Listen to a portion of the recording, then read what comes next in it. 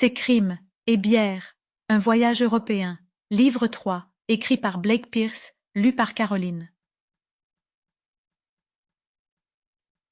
Chapitre 1. London Rose sursauta lorsque le sol commença à se dérober doucement sous ses pieds. Tout semblait glisser sur le côté. L'effroi pouvait se lire sur plusieurs visages des passagers, et le petit chien à ses côtés jappa nerveusement. Qu'arrivait-il au bateau sur lequel il voyageait? Le Nartmusik était connu pour sa stabilité, et sa navigation, sur les fleuves d'Europe, n'était que faiblement perceptible. C'est alors que London comprit à quel endroit ils étaient. « Ne vous inquiétez pas, » annonça-t-elle en souriant. « Tout va bien. Souvenez-vous, le capitaine nous a envoyé un mémo pour nous prévenir en amont. Suivez-moi jusqu'au pont Rondo que je puisse vous expliquer. » Ce sera un excellent divertissement, pensa-t-elle. En tant que responsable des loisirs, elle allait avoir du travail aujourd'hui. Lors de leurs escales, la grande majorité de la centaine de passagers quittaient le navire pour une visite guidée ou se baladaient seuls. Mais entre deux destinations, London devait s'assurer qu'il ne manquait de rien. Sa mission actuelle était encore plus complexe que lorsqu'elle travaillait sur l'énorme bateau de croisière sur les océans. Mais elle aimait ce poste varié.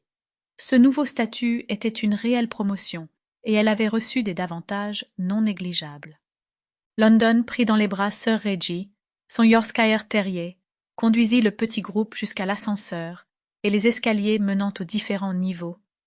Ils allèrent sur le pont extérieur. Un spectacle impressionnant les attendait. Leur navire pivotait doucement sur lui-même.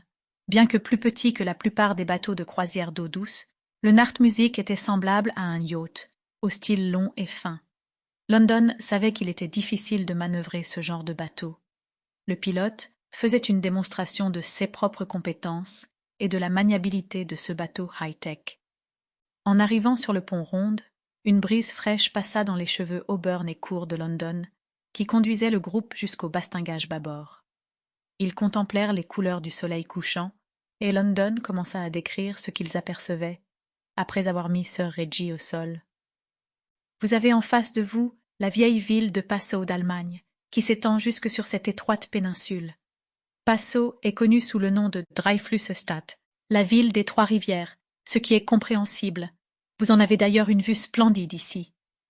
La voix de London se noya dans le bruit des machines qui tournaient plus qu'à l'accoutumée.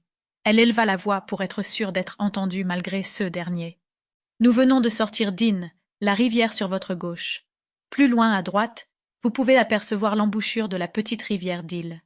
Nous sommes maintenant au croisement entre ces deux rivières et le Danube. Une fois que nous nous serons retournés, nous naviguerons à contre... Sample complete. Ready to continue?